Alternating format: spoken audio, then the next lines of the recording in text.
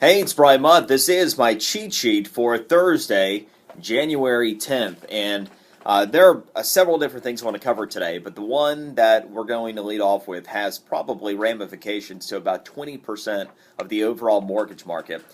We have that new Consumer Protection Agency, the one that went into place a couple of years ago as part of the whole Dodd-Frank thing.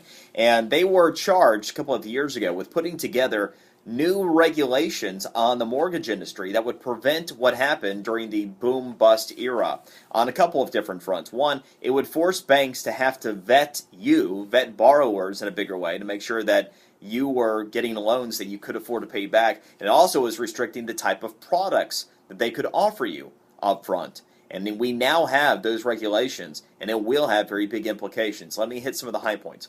First off, everything I'm getting ready to tell you about has to be complied with by January 2014.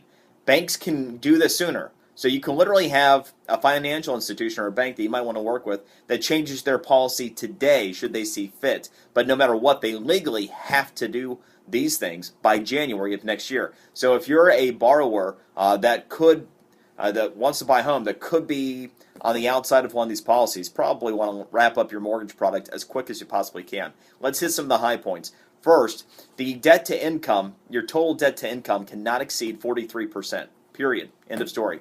So your monthly obligations, including what the mortgage payment would be, and your monthly income, 43% is that level. So anything that'll put you outside of there is off the table. No interest-only loans.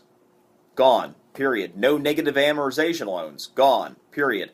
Here's one that it was almost a little bit of a surprise. Remember how we ended up getting into those longer duration loans? We actually had 40-year loans that became a common part of the mortgage market. At one point a few years ago, you actually had about 5% of all mortgages that were actually 40-year fixed-rate mortgages. Well, no longer. The longest mortgage product that banks will be able to issue, 30 years. So that's one more for you. You've got the fee structure on the banks. They can't charge you fees in excess of 3% of the total loan. So that's something that's aimed to help you a little bit. Some fees have actually gone up on certain types of loans all the way up to 8%.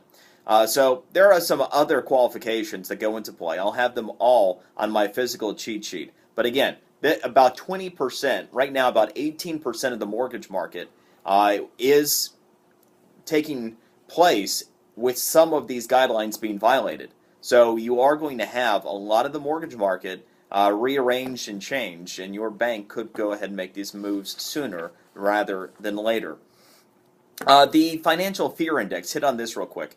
This is actually an interesting thing. You have it's a stock market index that people will trade on. It's called the VIX. It's also known as the fear index. An interesting thing happened yesterday. We hit the lowest level of financial fear in this country since before the fall of 2008, before the Lehman crash, which is interesting given where we are and given the uncertainty with the debt cliff and what goes on in February. We actually are relatively calm in terms of our nerves in the financial markets. That's the good news. The one thing you want to keep your eye on, let's say that something does come out of left field. We're not currently prepared to deal with it because people are expecting a relatively calm environment in the financial world over the course of the near term. So do with that what you will. Now, today's question from a listener. This one is something that I appreciate, but I want to rearrange the thought process on. I had a business owner who contacted me and said that he's heard me talk about how important mobile is and how you need to be part of the game. He wanted to know how to begin advertising for mobile devices, which is a good thought to be thinking about mobile. But it's going from the first point all the way until the last thing. What's the first rule of marketing? Get the product right. You never market a product that isn't right. So the first thing you've got to do, and what I told this gentleman is, how do you look mobily? The most important thing you can do for your business before you begin advertising in mobile is to actually make sure your website is right for mobile. So the first thing you need to do is go on a mobile device, a smartphone, tablets, look up your website, see what it looks like, see if it's easy to utilize on a mobile device. Your phone number's right there, address is right there. You can just tap and your phone number will be able to be called on a smartphone because that's how people utilize them these days. So the first thing is make sure your website looks right on the mobile devices. Next thing is check all of your competition on mobile devices. See how they show up. And then see where you excel, what you could do better. And once you've ironed out all those kinks and you have your product that's right, then you can begin marketing it. And for that, I would send you to my friend Avin Klein, the Web Success Agency, because specifically how best to use your ad dollars, not my area of expertise in mobile. There are a couple things real quick. We continue to get information out of the Consumer Electronics Show.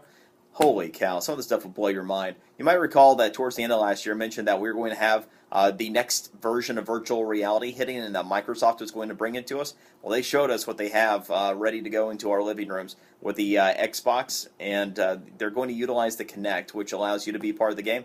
They have a projector that goes into this now too. Literally does transform your room into the gaming environment. At some point, if somebody walked into the room, you might almost think or be confused about what's real and what isn't. It is that real. And if you want to see the pictures and the video, I have it on my physical cheat sheet.